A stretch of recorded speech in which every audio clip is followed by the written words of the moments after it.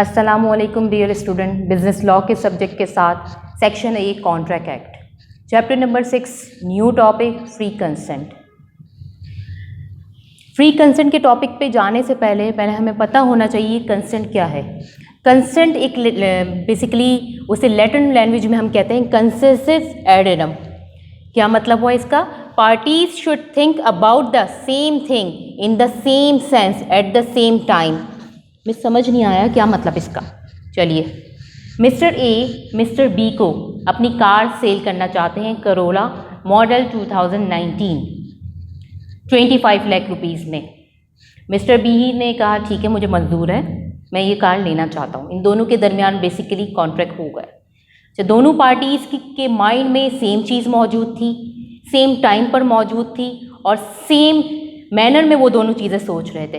इस चीज़ को हम कहते हैं कंसेंट। नेक्स्ट इम्पॉर्टेंट चीज़ जो हमारा मेन टॉपिक है that is free consent. Free consent कब नहीं होती? एक कॉन्ट्रैक्ट में जब तक फ्री कंसेंट नहीं होती, जब तक वो कॉन्ट्रैक्ट नहीं होता। अब हमने वो एलिमेंट्स देखने हैं जहाँ पे फ्री कंसेंट मौजूद नहीं होती। आइए देखते हैं। Number 1 is coercion, number 2 undue influence, number 3 mistake, number 4 misrepresentation, number 5 fraud. Coercion, coercion का मतलब क्या हुआ? A person force to enter into a contract. क्या मतलब हमें समझ नहीं आया। अच्छा, बेसिकली कॉर्जन में दो चीज़ें इंपॉर्टेंट होती हैं। One is commit and other one is threat. X ने वाई के साथ एक कॉन्ट्रैक्ट किया। क्या हुआ उस कॉन्ट्रैक्ट में? एक्स ने वाई से कहा कि तुम मुझे अपनी ये गाड़ी बेच दो। वाई ने कहा मैं तो नहीं बेचूंगा। एक्स ने क्या किया कि उसके सर पर गन रख दी कि तुम्हें तो मुझे बेचनी पड़ेगी। वाई बेचारा मजबूर था, उसे अपनी जान बचानी थी। उसने कहा ठीक है। अब यहाँ पे जो वाई है बेसिकली वो एक एग्रीव पार्टी है। एग्रीव पार्टी हम पिछले लेक्चर में दे चुके थे। अच्छा, एग्रीव पार्टी का मतलब क्या होता है? A person who bear loss. अच्छा, एग्रीव पार्टी यहाँ पे बेसिकली दो काम कर सकती है। या तो इस कॉन्ट्रैक्ट को वो वॉइड कर दे या फिर उसे वैलिड कर दे। वॉइड का मतलब क्या होता है कि बेसिकली इसमें जो कंसेंट ली गई थी वो फ्री कंसेंट नहीं थी। उसे प्रेशराइज किया गया था, उसे फोर्स किया गया था, उसे डराया गया था, उसे धमकाया गया था। आया वो इस कॉन्ट्रैक्ट को वॉइड कर दे कि भाई मेरी कंसेंट फ्री नहीं थी, मैं नहीं बेचना चाहता हूँ। अगर वो वॉइड कर देता है तो इसका मतलब वो कोर्ट जाएगा और अपनी रेमेडी अवेल करेगा। और वो कहता है छोड़ो, कौन उसमें टेंशन में आए, ठीक है मैंने बेच दी, कोई इशू नहीं है, मैं कोई किसी खिलाफ केस फाइल नहीं करूंगा, किसी भी सूट में कोर्ट में रेमेडी अवेल नहीं करूंगा। इस सिचुएशन में जो कॉन्ट्रैक्ट होगा वो वैलिड हो जाएगा। किसके ऑप्शन पे? एग्रीव पार्टी के ऑप्शन पे। Next important elements is undue influence. Undue influence के लिए बेसिकली टू इंग्रेडिएंट्स इंपॉर्टेंट होते हैं। One is relationship between the parties, another one is position to dominant. मुझे समझ नहीं आया रिलेशनशिप बिटवीन द पार्टीज का क्या मतलब है, डोमिनेंट किससे कहते हैं। आइए इसमें एक एग्जांपल देखते हैं। बेसिकली एक डॉक्टर और पेशेंट की बात करते हैं। एक पेशेंट है जिसकी कंडीशन बहुत ज़्यादा क्रिटिकल है। वो डॉक्टर हॉस्पिटल जाता है, डॉक्टर से कहता है काइंडली मुझे ट्रीट करें।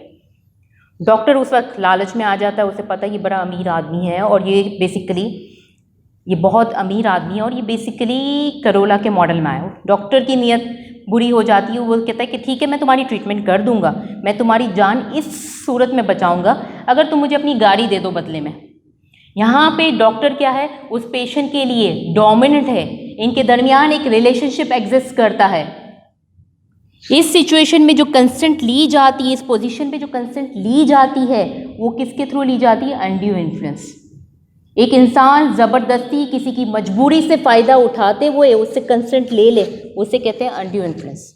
जब अनड्यू इन्फ्लुएंस के थ्रू जो कॉन्ट्रैक्ट होता है वो बेसिकली उसमें फ्री कंसेंट तो मौजूद नहीं है, उसे प्रेशराइज किया गया, उसे ज़बरदस्ती की गई है, तो यहाँ पे बेसिकली कॉन्ट्रैक्ट वैलिड नहीं होगा। Next important element is mistake. अच्छा जी, मिस्टेक को हम देखते हैं। मिस्टेक बेसिकली दो तरह की होती है। One is mistake as to law, another one is mistake of fact. Mistake as to law.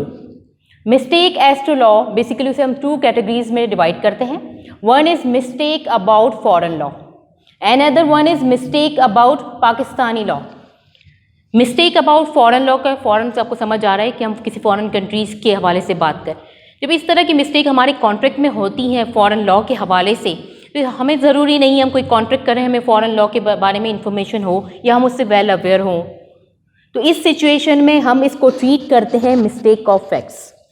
Mistake of facts basically इसे हम आगे डिटेल में पढ़ेंगे तो आपको ये चीज़ समझ आ जाएगी। Next one, mistake about Pakistani law. Ignorance of law is not an excuse. क्या मतलब वो इसका मिस्टेक अबाउट पाकिस्तान? अगर हम कोई कॉन्ट्रैक्ट करते हैं और मुझे मेरी कंट्री में कोई कॉन्ट्रैक्ट हो रहा है, मुझे अपने कंट्री का लॉ पता होना चाहिए। अगर मुझे अपने कंट्री का लॉ पता नहीं भी है और मैं उस लॉ को इग्नोर कर रही हूँ, तो अदालत ये नहीं देखती, कानून ये नहीं देखता कि आया इस चीज़ के बारे में आपको इन्फॉर्मेशन है या नहीं है। इस सिचुएशन में आपने कोई भी कॉन्ट्रैक्ट कर लिया तो वो कॉन्ट्रैक्ट क्या माना जाएगा? वैलिड माना जाएगा, क्योंकि इसमें बेसिकली कॉन्ट्रैक्ट में कोई इशू नहीं है, आपकी अपनी मिस्टेक है कि आपने उसके बारे में इंफॉर्मेशन हासिल नहीं की। नेक्स्ट, अच्छा जी, ignorance of law is not an excuse. इसे लैटिन वर्ड में हम कहते हैं इग्नोरेशिया ज्यूरिस नॉन एक्सक्यूसाट।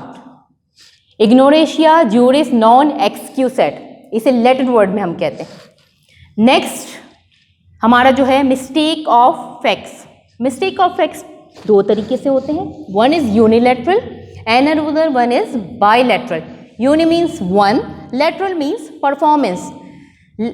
वन पार्टी मेक मिस्टेक, इसमें बेसिकली एक पार्टी मिस्टेक कर रही है। किस तरह? ए जाता है एक ज्वेलरी शॉप पे, वहाँ पे एक ऑफ़र लिखी हुई होती है उस ज्वेलरी की ₹999। ए को वो ज्वेलरी बहुत पसंद आती है, वो शॉपकीपर के पास जाता है, उन्हें पैसे देता है और वो ले लेता है। जब घर आता है वो बड़े खुशी खुशी आता है और वो अपनी वाइफ को दिखाता है कि देखिए मैं तुम्हारे लिए आज ज्वेलरी लेकर आया हूँ। तो वाइफ कहती कि तो आर्टिफिशियल है। एक्स परेशान होता है कि भाई मैं तो ज्वेलरी शॉप पे गया था, मुझे तो लगा कि वो गोल्ड की होगी। वो शॉपकीपर के पास दोबारा जाता है, वो कहता है भाई आपने मुझे जो ज्वेलरी दी है वो तो आर्टिफिशियल है।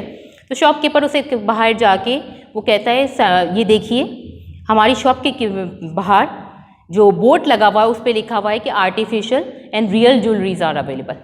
तो मिस्टेक बेसिकली वन पार्टी के पार्ट पर हुई। इस मिस्टेक को हम कहते हैं यूनिलैटरल मिस्टेक। इस किस्म की मिस्टेक बेसिकली क्या हो जाती है? यहाँ पे वॉइड हो जाती है।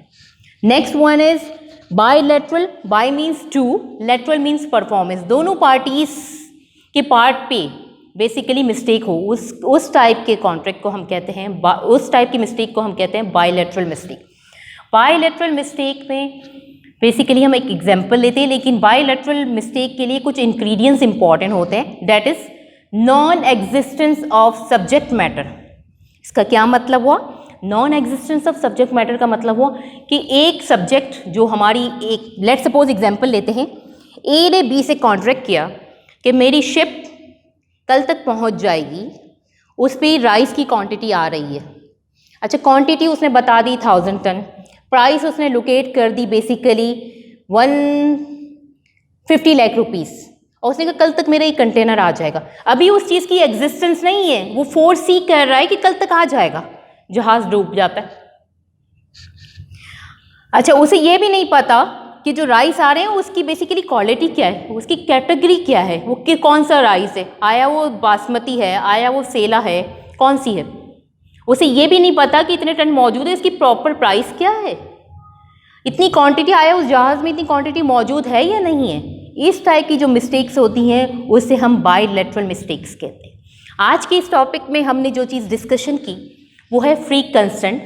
एग्जाम्स में बेसिकली ये क्वेश्चन बहुत इंपॉर्टेंट होता है। अब इसमें हम इसके नेक्स्ट पार्ट में जाएंगे, दैट इज़ मिसरिप्रेजेंटेशन।